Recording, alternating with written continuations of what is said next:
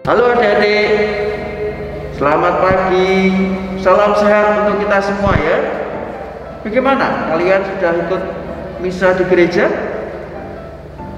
Ya, Romo berharap pelan-pelan kalian sudah bisa mengikuti Ekaristi di gereja ya, bersama dengan papa dan mama kalian ya.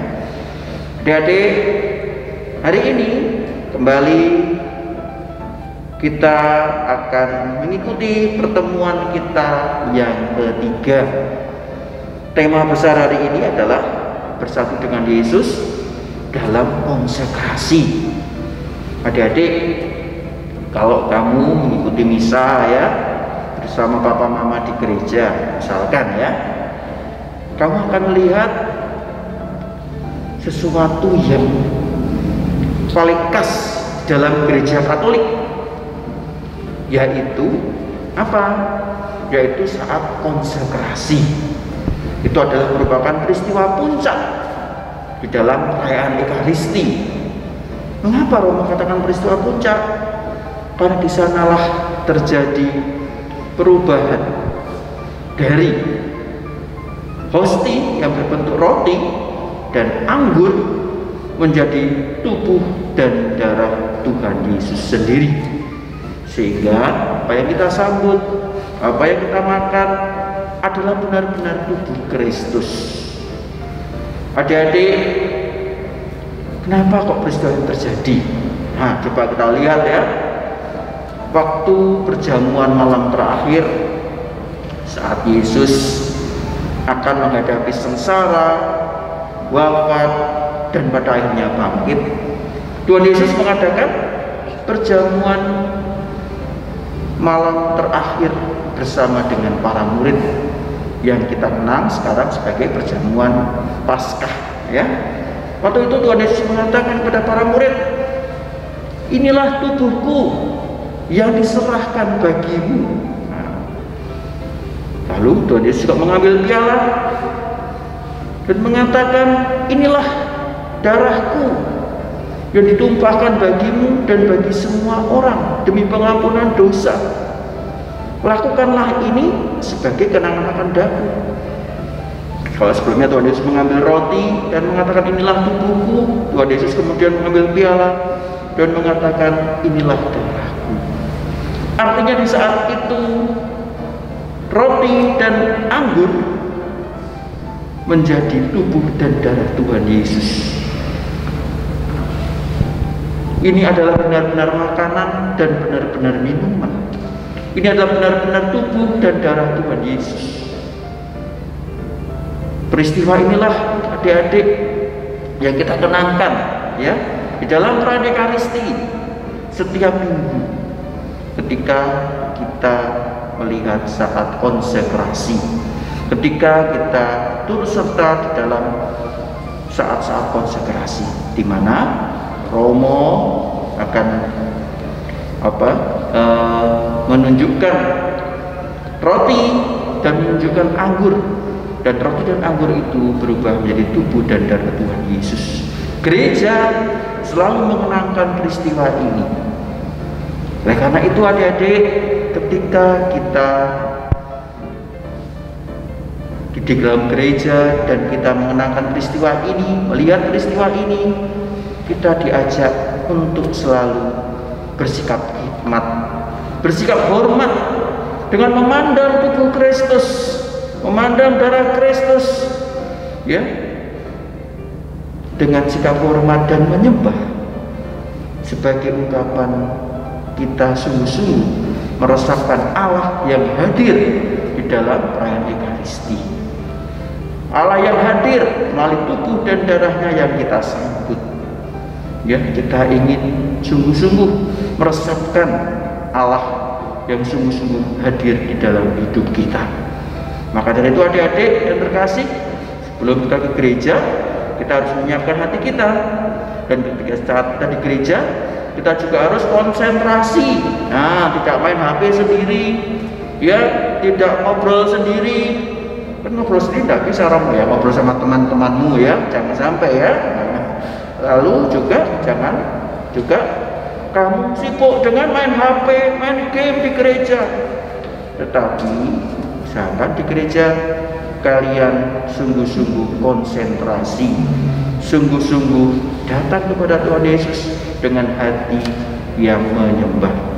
Karena itu adik-adik, jangan sampai lupa datang ke gereja ya, dan tetap mengikuti peran Ekaristi dengan baik, supaya kita sungguh-sungguh dapat bersatu dengan Tuhan Yesus yang hadir dalam tubuh dan darah.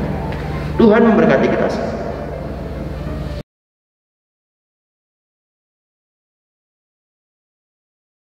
Kita akan puji-pujian, kita akan pujikan lagu Kasih Yesus Indah Indah Oh Indah.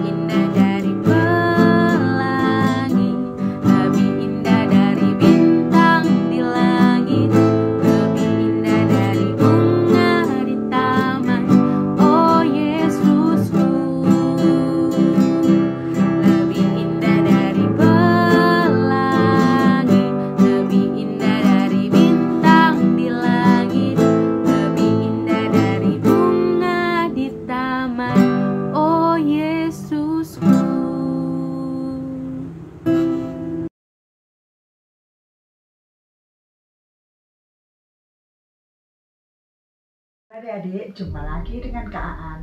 Hari ini Kak Aan akan mengajak kalian berdoa sebelum melakukan aktivitas. Mari ambil sikap berdoa dengan yang baik. Dalam nama Bapa dan Putra dan Roh Kudus. Amin. Bapa, selamat pagi. Terima kasih atas rezeki, kesehatan yang Kau berikan pada pagi hari ini. Semoga Kau berikan adik-adik semangat untuk mengikuti perayaan Ekaristi dengan baik, sopan, dan khidmat. Amin.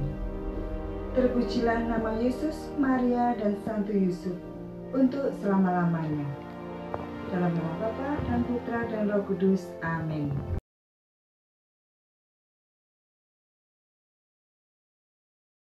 Bacaan diambil dari Injil Lukas bab 22 ayat 8 sampai 20.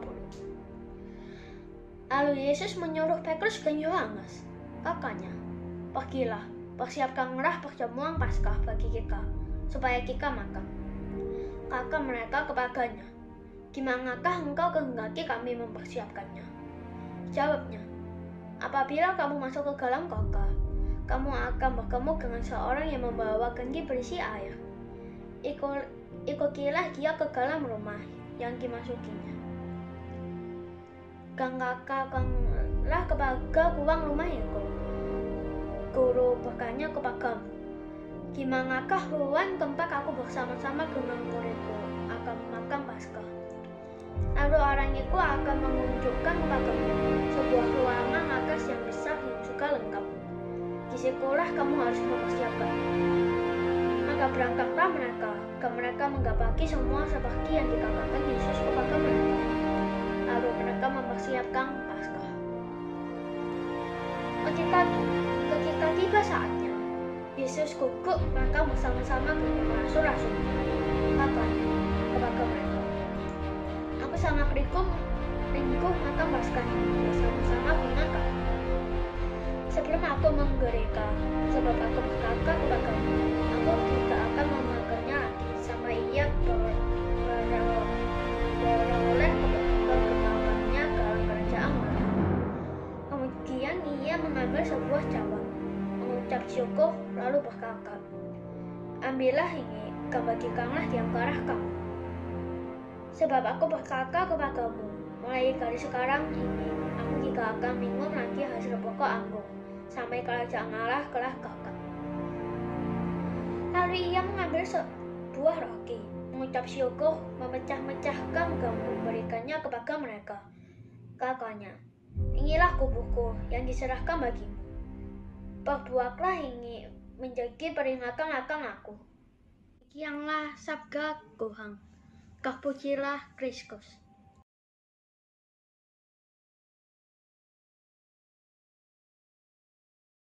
Selamat pagi adik-adik, kita bertemu kembali dalam APP Biak, pertemuan yang ketiga dengan tema bersatu dengan Yesus dalam konsekrasi.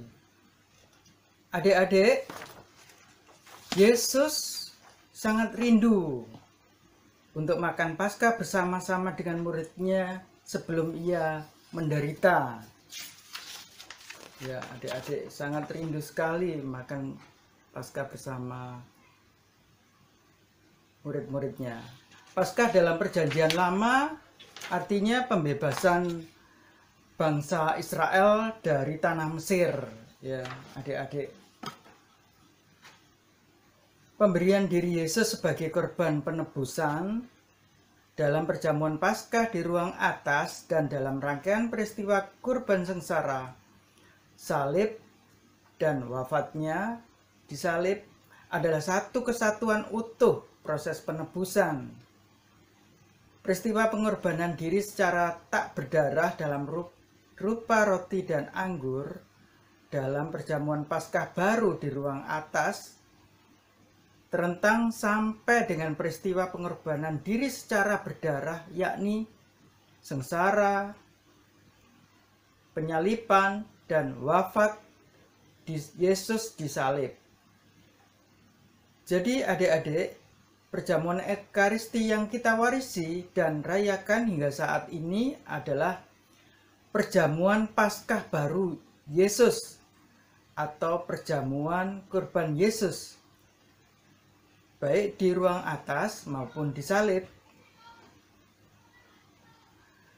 Perkataan Yesus sendiri yang disampaikan kepada para rasul di perjamuan terakhir, inilah tubuhku yang diserahkan bagimu, inilah darahku, darah perjanjian yang ditumpahkan banyak orang, perbuatlah ini menjadikan peringatan akan daku.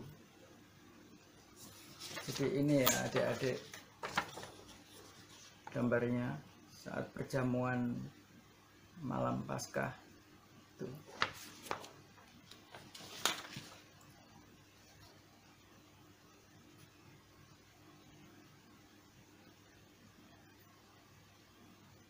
Perjamuan inilah yang dirayakan oleh para rasul dan jemaat perdana, dan seterusnya dilakukan oleh Gereja Katolik sampai saat ini, sesuai perintah Tuhan Yesus sendiri. Berbuatlah ini menjadi peringatan akan daku.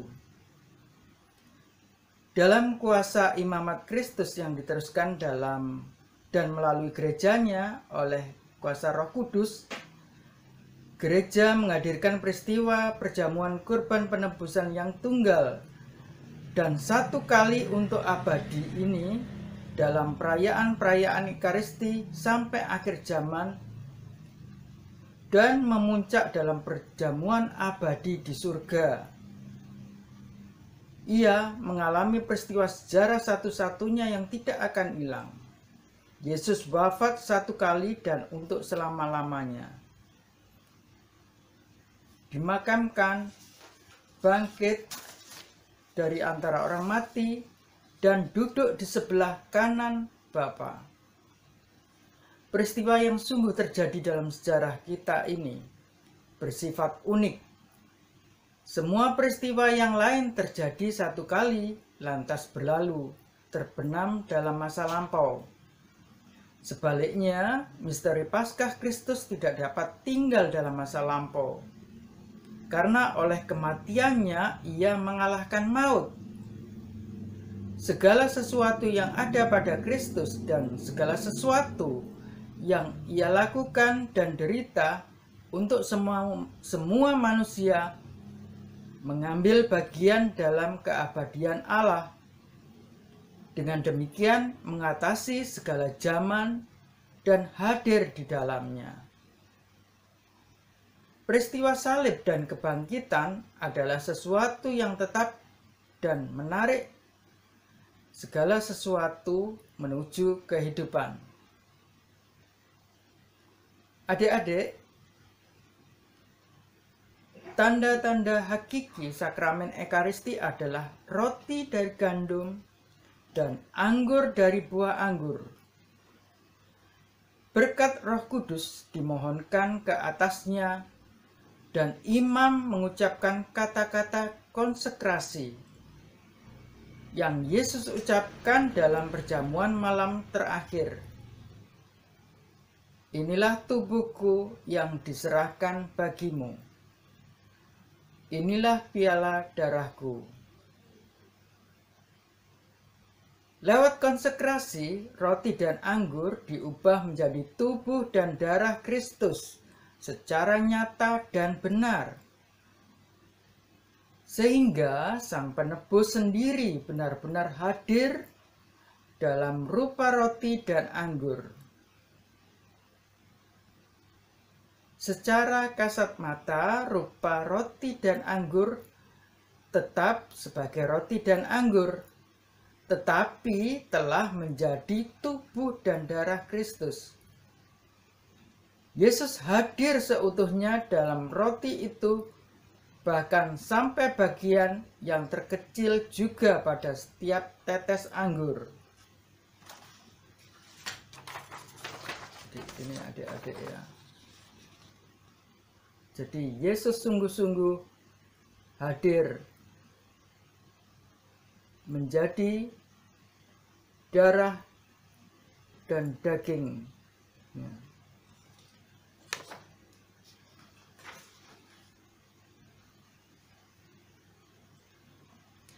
Pada saat konsekrasi ini kita diingatkan melalui tanda lonceng atau gong atau keprak pada masa Prapaskah ini untuk menghormati tubuh dan darah Kristus. Karena itu, sikap yang tepat adalah memandang hosti dan anggur dalam piala yang diunjukkan kepada seluruh umat yang hadir, dan kita dengan penuh iman mengucapkan doa singkat sebagai pernyataan iman. Misalnya, ya Tuhanku dan Allahku. Atau, ya Tuhan Yesus, aku cinta kepadamu dan percaya engkau hadir dalam hosti anggur. Ya, saat diunjukkan hosti, ini anggur yang dikonsekrasikan, ya. Adik-adik, Yesus sungguh nyata hadir dalam hosti kudus yang sudah dikonsekrasi. Artinya dikuduskan atau disucikan. Sesuai dengan perkataan Yesus sendiri saat perjamuan malam terakhir. Inilah tubuhku, inilah darahku. Gereja menghadirkan peristiwa perjamuan kurban Kristus dalam Ekaristi sesuai dengan perintah Yesus. Perbuatlah ini sebagai peringatan akan daku. Adik-adik, bersatu dengan Yesus dalam konsekrasi artinya percaya dan menerima sepenuh hati Tuhan Yesus yang hadir secara nyata dalam rupa roti dan anggur melalui konsekrasi. Jadi adik-adik, kita sikap yang pantas untuk menghormati Yesus yang sungguh-sungguh hadir. Jadi persiapkan diri agar layak dan pantas untuk menyambut sakramen Ekaristi. Jadi jika dalam keadaan berdosa berat, harus menerima sakramen tobat terlebih dahulu. Kemudian mengikuti Ekaristi dengan sikap sopan dan penuh khidmat. Juga kita berpuasa 1 jam sebelum mengikuti misa, kecuali yang sakit. Juga berpakaian yang layak. Ketika imam menunjukkan hosti dan piala, sikap yang benar adalah memandang dengan khidmat, hormat, cinta, penuh penyambutan, dan penerimaan sebagai tanda persatuan dengan Yesus. Baik adik-adik, untuk hari ini cukup sekian. Semoga kita semakin layak untuk bersikap dalam menghormati sakramen Ekaristi. Tuhan memberkati.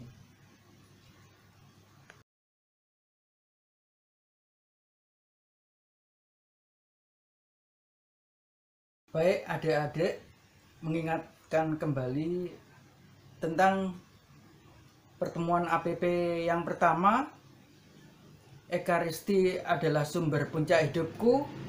Kita belajar dari cerita Beto Carlo Acutis, yang mana saat usia 11 tahun beliau mengumpulkan dan mencari tentang mujizat Ekaristi. Banyak mujizat Ekaristi yang dikumpulkannya. Ada di Betania, Siena, Bordeaux, kemudian Ferrara, Daroca, Bologna, dan salah satunya ada di Lanciano, Italia. Jadi kita hari ini akan mendengar sedikit cerita tentang mujizat Ekaristi yang terjadi di Lanciano, Italia, yang terjadi sekitar tahun 700. Adik-adik, Lanciano adalah sebuah kota kecil di pesisir Laut Adriatik di Italia. Lanciano berarti tombak. Menurut tradisi, Santo Longinus, prajurit yang menikamkan tombaknya ke lambung Yesus hingga mengalir darah dan air, berasal dari Lanciano ini. Kemudian Longinus bertobat setelah peristiwa penyaliban dan di kemudian hari wafat sebagai martir demi imannya. Adik-adik, ini adalah gereja di Lanciano, tempat mujizat Ekaristi itu terjadi.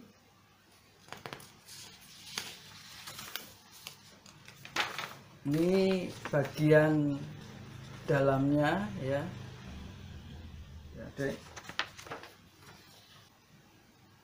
Adik-adik, suatu hari dalam perayaan Ekaristi, waktu itu di gereja Lanciano itu, seorang imam yang meragukan kehadiran Yesus dalam Ekaristi Kudus.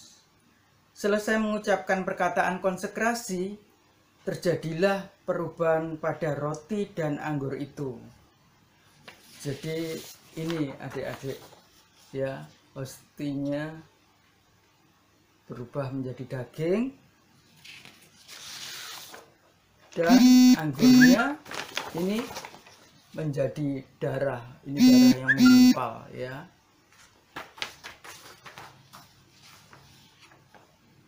Dalam sebuah dokumen di tahun 1631 disebutkan reaksi imam tersebut. Ia gemetar dan terdiam beberapa saat. Kemudian dengan penuh sukacita mengatakan betapa Tuhan berkenan menyatakan dirinya dalam sakramen Maha Kudus dan membuat dirinya terlihat oleh mata kita. Datanglah dan lihatlah pada Tuhan kita yang begitu dekat dengan kita. Adik-adik, pada tahun 1970 dilakukan penyelidikan ilmiah. Hasilnya adalah daging tersebut ternyata terdiri dari jaringan otot jantung, ya.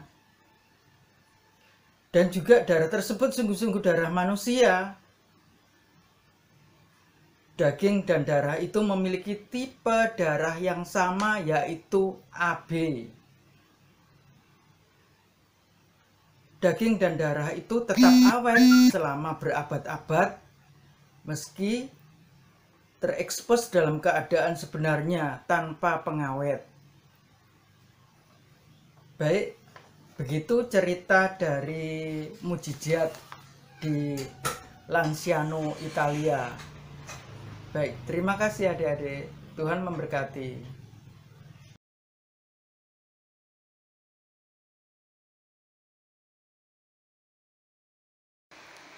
Yang pertama, siapa yang disuruh Yesus untuk pergi mempersiapkan perjamuan Paskah? Nomor 2, di manakah Yesus menghendaki perjamuan Paskah dipersiapkan? Yang ketiga, sebutkan siapa saja yang ikut dalam perjamuan Paskah. Nomor 4, apa yang Yesus katakan saat mengambil roti, mengucap syukur, dan memecah-mecahkannya? Nomor 5, yang terakhir, apa yang Yesus katakan saat mengambil cawan berisi anggur? Apa yang Yesus katakan saat mengambil cawan berisi anggur?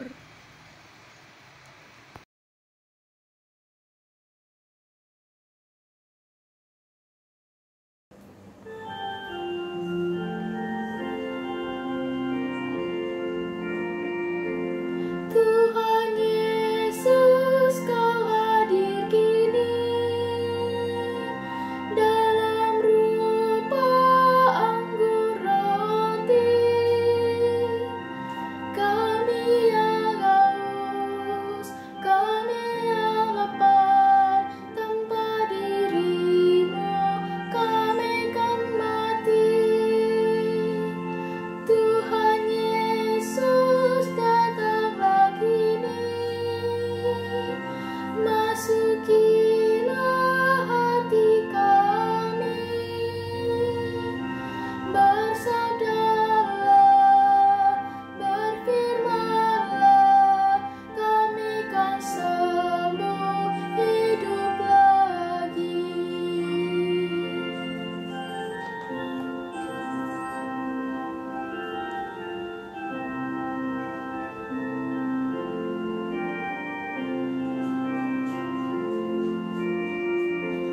Tuhan Yesus, temani kami di sepanjang hidup kami. Kami yang buta, kami yang tuli, tanpa diri-Mu kami pun sepi. Tuhan Yesus, bimbinglah kami, siang malam hidup kami. Kisahkanlah, nyanyikanlah balada hidup yang abadi.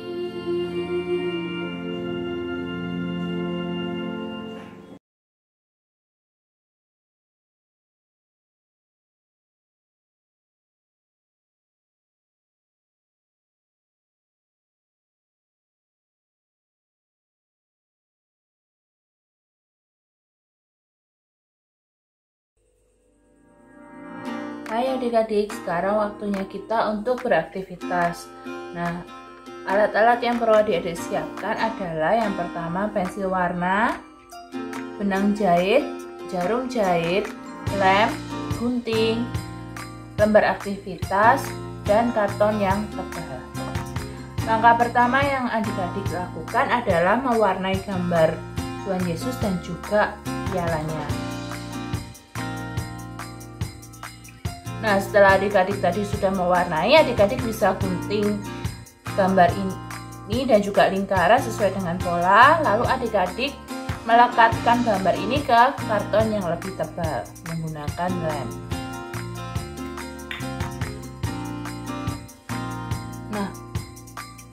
Nah, langkah berikutnya adalah adik-adik menempelkan gambar lingkaran polos ini ke bagian ini, lalu menjahitnya menggunakan benang dan jarum pada gambar garis merah ini.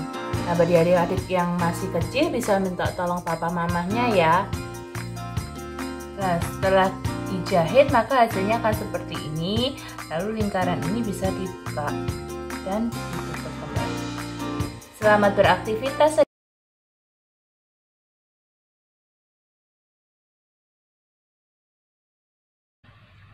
Halo adik-adik, selamat pagi, selamat hari Minggu ya. Marilah kita menyanyikan bersama-sama lagu Yesus yang termanis. 1, 2, 3. Yesus yang termanis buat jiwaku, buat jiwaku, buat jiwaku. Yesus yang termanis buat jiwaku,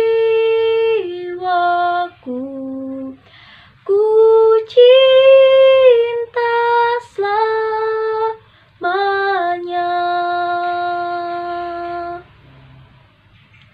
Yesus yang termanis buat jiwaku, buat jiwaku, buat jiwaku. Yesus yang termanis buat jiwaku, ku cinta selamanya.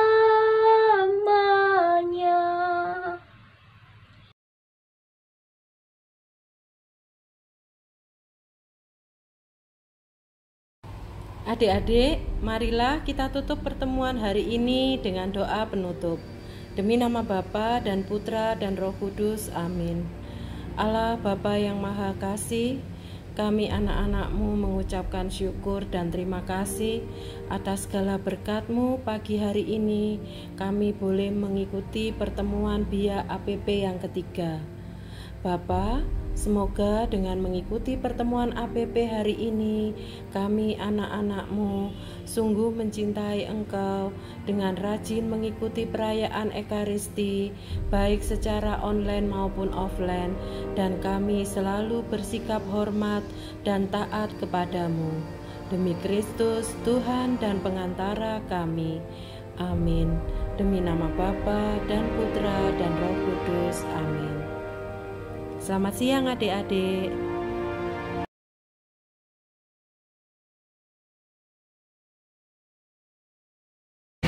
Halo adik-adik, jumpa lagi dengan Diakon Adit. Nah, hari ini adik-adik kan tadi sudah mendengarkan ya bagaimana kita bisa bersatu dengan Yesus dalam konsekrasi. Nah, tadi kita sudah mendengarkan bacaan kitab suci tentang apa? Tentang ya Yesus yang merayakan perjamuan Paskah bersama muridnya. Nah, lihat ini di sini ada Tuhan Yesus yang sedang menyucikan rotinya ya. Rotinya dulu enggak berbentuk kecil-kecil gitu, enggak.